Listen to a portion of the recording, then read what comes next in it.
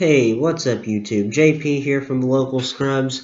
I just wanted to show you guys my Monarch build that I have been testing here recently. I know they're not out yet, but I've been testing the Super Quantums when they come out. I think the 12th, so that would be this Friday.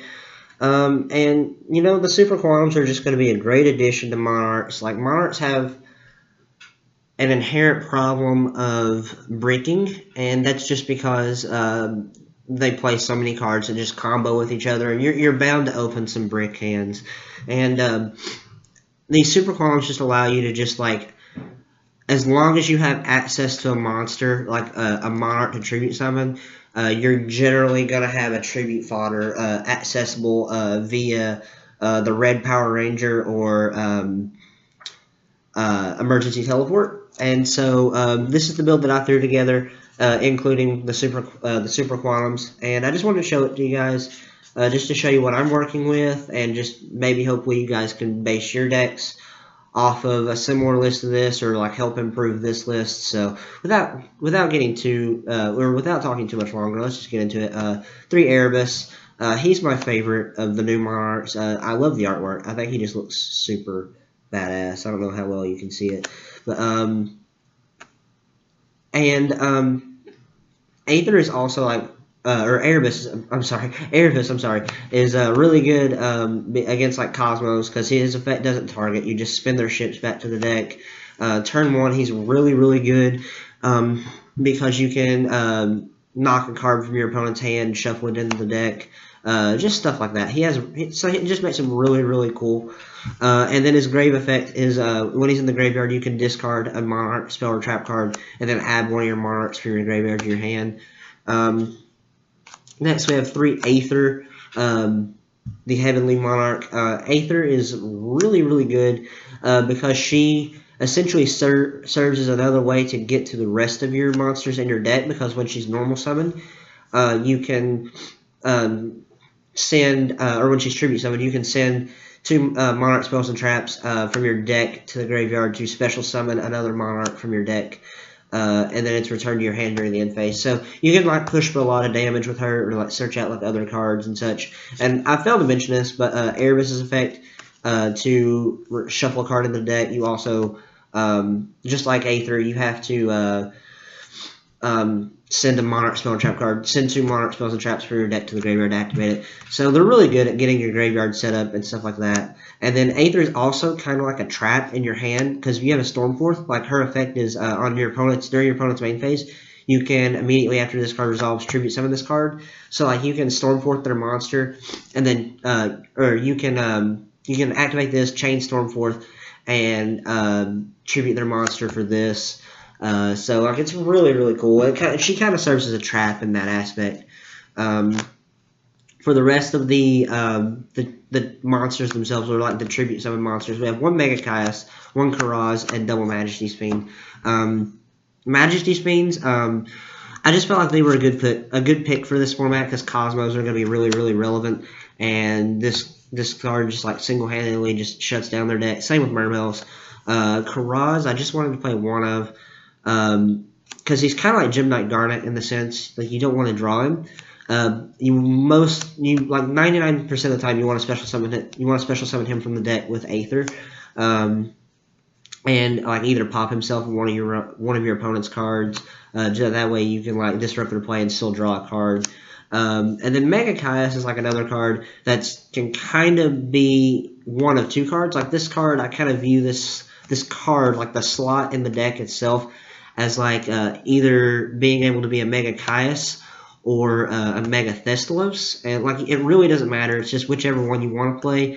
Mega Thestalos is a little less dead turn 1, but Mega Caius is really good in the mirror match, and really good against decks like Burning Abyss and so forth. So like it really doesn't matter which one you play. Just pick one, and just pick the one that works for you. That's it for all the tributes. I believe that is 10 tributes total. Onto the smaller monsters, we've got 2 Adia and 2 Eidos. Adia and Eidos, like you guys know what they do. When you normal summon him, you can special summon him from the deck.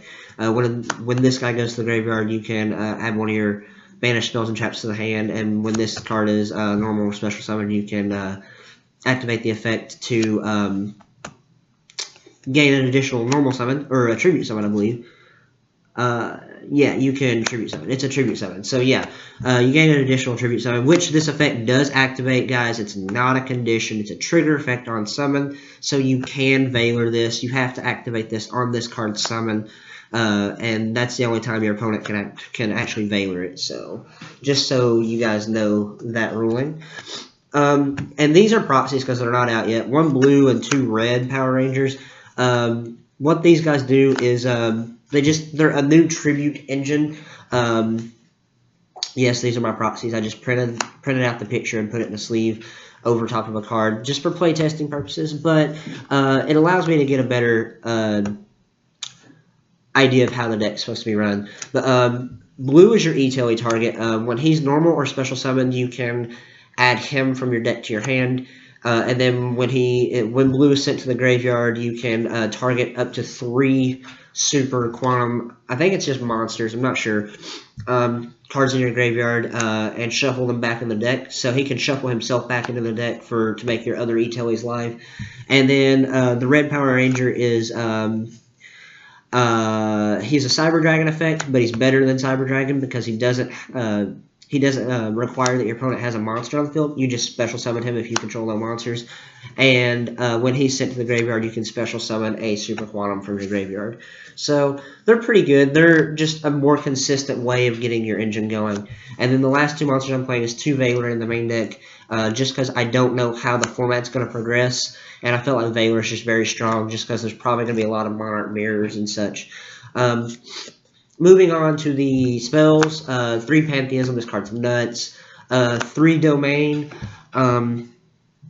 Domain is a very fragile card, so I don't like it that much, but there's like nothing really better to play other than this. But like this card, it's so hard to keep this card on the field because it's susceptible to so many like removal cards, which kind of sucks. But at the same time, like I guess the risk the reward is better than the risk, because if this card's on the field, your opponent just can't use their extra deck. So that's pretty damn good in my opinion. And plus its second effect, I think, is probably the better effect in my honest opinion, and is more prevalent in the mirror match, and that's reducing your big guys' levels by 2. Your 2800 by 1000 Monarchs in your hand, reducing their level by 2 in your hand.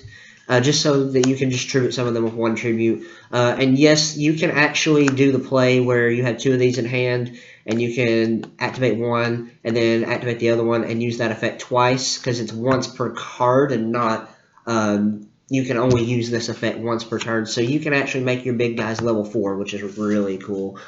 And then we play 3 Tenacity just to search out your shit. 3 Stormforth just because we hate Cosmos. And then another card that I'm testing in 3-ups and that I really like is 3 Return. And the reason I'm playing 3 Return is because, like I said, this deck has a lot of consistency issues. And now with the addition of the Super Quantums and playing Emergency Teleport, which I also play in 3-up, I'll just go ahead and put it right here.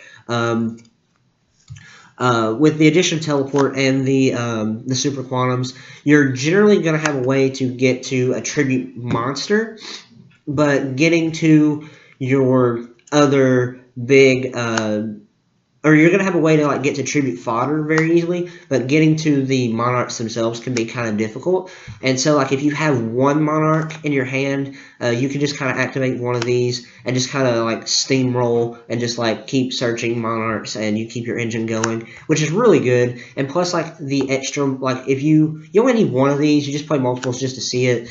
And then the other 2, if you draw multiples, you can just pitch it with Pantheism. And what's really cool about this card that really swayed me to play 3 is that if you, let's say if I have this activated and I'm normal summoning, or I'm just going to tribute summon, let's say for instance, my Erebus, because he's my favorite. I have this on field. already on field, and then I tribute summon for Aether, or Erebus, I mean, and I go to activate effect of Erebus to spin a card back to the deck. These two effects activate at the exact same time, and as a turn player, I have the priority to build the chain however I like. And so, if you're a good player, you're going to make Erebus Chainlink 1 and return. You're going to make return Chainlink 2. And what this means is, like, now that both of your effects have already activated, since they activate at the same time, you now pass priority back to your opponent. And at this point in the game state, returns Chainlink 2, and that prevents your opponent from activating a card that's very heavily played right now in the meta, and that card's Solemn Strike on your Erebus's effect. Because cards that negate the activation have to be chained in direct activation to the effect that they're trying to stop, and you can't do that because you've got this going as Chainlink 2, which means that they would have to chain to the return, but they can't do that and stop the Erebus. So that's really cool, and that really it's a really complicated ruling to try to understand, but that really makes this card, I think, a lot better. The fact that you don't have to worry about your big guys getting hit with Solemn Strike, so that's really cool. And then the only other Monarch spell I'm playing is March, and I've been iffy on this card. I might cut it altogether. And then, like I said, just the 3 teleports to summon your blue guy from the deck or hand. And then the last 2 cards in the main deck is 2 Prime Monarch. I was playing 3 for a while, but I cut it just for space issues. You really just want to get 1 engraved, and then you want to be able to search the other one just to keep recycling your resources in your graveyard and drawing cards.